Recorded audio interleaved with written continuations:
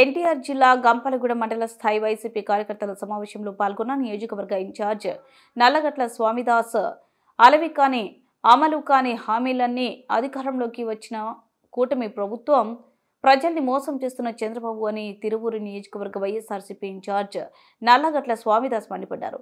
పార్టీలో కష్టపడే వారికి ఎప్పుడూ సముచిత స్థానం ఉంటుందని మండల, జిల్లా, రాష్ట్ర స్థాయి పార్టీ పదవులకు సంబంధించి 29 విభాగాలకు నియామకాలు చేశారు.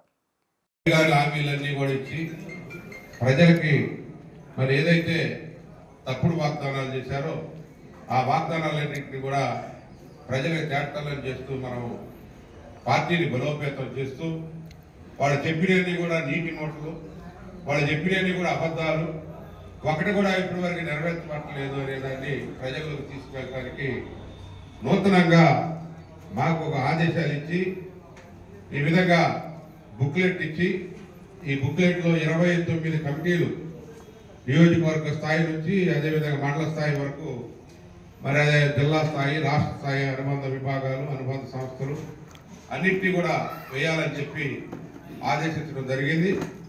ఆ ఆదేశాల మేరకు మరి నేను కొంతకాలం అమెరికా ప్రయాణంలో ఉండటం వల్ల లేట్ అయింది, ఇప్పటికే డిలే అయింది. ఇప్పటికి అన్ని నియోజకవర్గాల్లో కూడా కమిటీలు ఏర్పాటైనవి. మనమే కొద్దిగా వెనకాజలో ఉన్నాం. అయినా పర్లేదు, మనం త్వరగా పూర్తి చేసుకొని నూతన రక్తంతో, నూతన ఉత్తేజంతో కొత్త సంవత్సరంలో మరి ఇంకా పార్టీని బలోపేతం చేయడం కోసం జగన్మోహన్ రెడ్డి గారిని ఈ రాష్ట్రంలో మరి ఆయన చేసిన సంక్షేమ అభివృద్ధి కార్యక్రమాలు, సంక్షేమం అంటేనే ఇతర రాష్ట్రాల నుంచి వచ్చి ఇక్కడ చూశారు మన యొక్క స్కీమ్స్ మొత్తం కూడా. స్కూల్ ఎడ్యుకేషన్లో నాడు నేడు విధానం ద్వారా స్కూల్స్ అన్ని కూడా బాగు చేసి ఇంగ్లీష్ విద్యను ప్రవేశపెట్టి పేద బడుగు బలహీన వర్గాలకు, ముఖ్యంగా ఎస్సీ ఎస్టీ తండాల్లో కానీ దళితవాడల్లో కానీ మంచి ఎడ్యుకేషన్ తీసుకొచ్చి గురుకుల పాఠశాలలు, అదేవిధంగా మన గవర్నమెంట్ స్కూళ్ళలో ఇంగ్లీష్ మీడియం ప్రవేశపెట్టి ఐబీ స్థాయి వరకు, ఇంటర్మీడియట్ స్థాయిలో ఐబీ ఎడ్యుకేషన్ కూడా అంటే ఇంటర్నేషనల్ స్థాయిలో విద్యని పిల్లలకు అందజేయాలని ఒక స్టాండర్డ్ ఎడ్యుకేషన్ తీసుకొచ్చినటువంటి ఘనత జగన్మోహన్ రెడ్డి గారికి దక్కుతా ఉంది. అదే రాజశేఖర రెడ్డి గారు ప్రవేశపెట్టింది మొదలు జగన్మోహన్ రెడ్డి గారు దిగిపోయేంత వరకు కూడా ఎవరికి ఏ తప్పు చేసినా కార్పొరేట్ వైద్యాన్ని మంచిగా అందించి ఆయన మన్నల్లో పొందినటువంటి విషయం మనం అందరం కూడా గుర్తుంచుకోవాల్సిన విషయం.